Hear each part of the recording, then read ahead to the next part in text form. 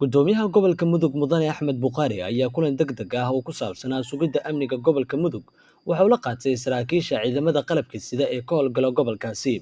Kulankan ayaa waxaa ka soo qayb galay taliska booliiska gobolka, kan degmada, gudoomiye ku-xigeenka degmada iyo saraakiisha ciidamada xasilinta gobolka Mudug kuwaasi oo door muhiim ah ka qaata sugidda amniga gobolka Mudug. Kulankan ayaa diiradda lagu saaray sidii wax looga qaban lahaa fal-dambiyeedyada amniga ka dhanka ah ee saacadihii ugu dambeeyay ka dhacay degmada Gaalkacyo.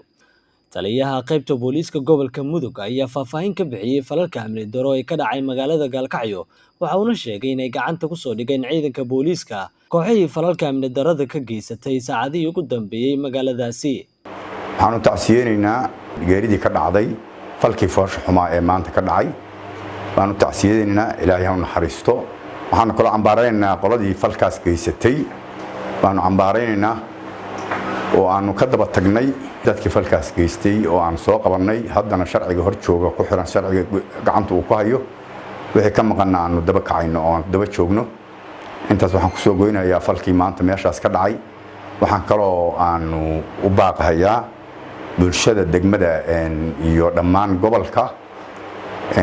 falku wax waa dhacaan, laakiin wax qabad bay u baahan yihiin iyo ka daba tag iyo in wax laga qabto oo sharciga la hor keeno.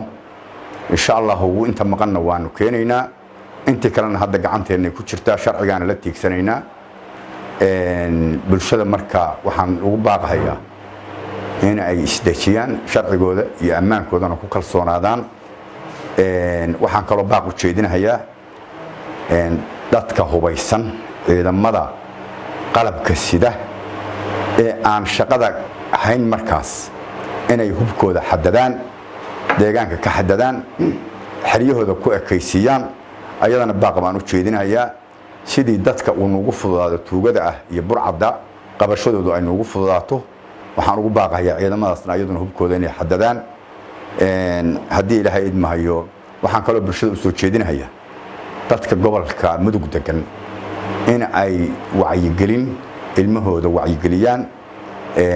dadkooda iyo qof walba waxbaa la raaciyaa. qofku gurigiisu mas'uul ka yahay, hadduusan guriga waxba uusan ka qaban ilmihiisa iyo gurigiisa oo uusan wacyigelin na waxa weeye waxqabadkiisu waxba tari maayo noloshiisu. dadkan xumaan bay ka soo daaleen in la wacyigeliyo, wax loo sheego. annaguna waan wacyigelinaynaa, hay'adaha booliiskuna wacyigelin badan bay u samaynayaan haddii Ilaahay idmo. Maxamed Diite, Bilan Radio.